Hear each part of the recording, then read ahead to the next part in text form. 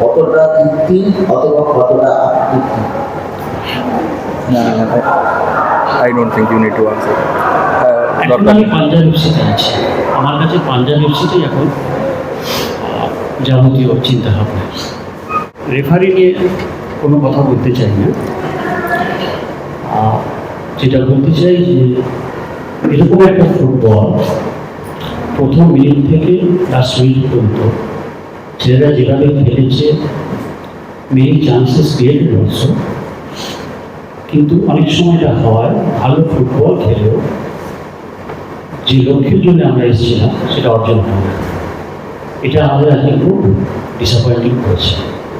আপনি যদি একটু খবর রাখেন, এই মুহূর্তে পাঞ্জাব এফসি যেভাবে তার পুরো সিস্টেমটা চলছে, ভারতবর্ষে আর কোনো টিমের কাছে ট্রান্সলেট করতে হবে সেই পরিকল্পনাটা নেই বা সেই পরিস্থিতিটাও নেই, এই মুহূর্তে নেই।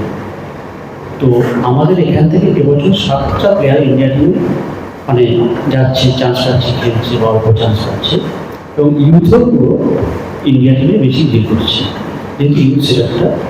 এবং আপনি জানেন আরএনবিএল চ্যাম্পিয়ন হওয়ার পর বেশ কিছু ছেলে আমাদের আইএসএ প্রমোট হয়েছে এবং ওরা খেলছে, আজকেই 3-4জন ছিল। তো এই পুরো সিস্টেমটা আমাদের এভাবে চলে, অত্যন্ত ভালো পুরো টিমটাই।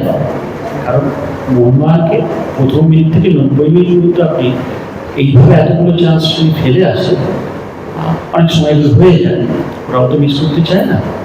তো এরকম ভালো খেলে অনেক সময় আমরা দেখেছি 3 পয়েন্ট হারিয়েছি।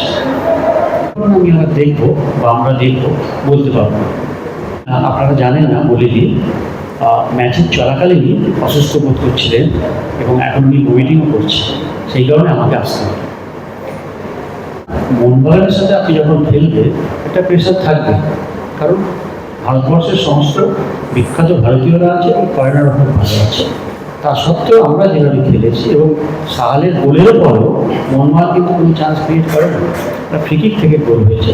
সেটা দেখতে হবে কীরকম হয়েছে না হয়েছে, আমরা আবার পরের ম্যাচে অন্যভাবে ঝামেলা করবো। Thank you.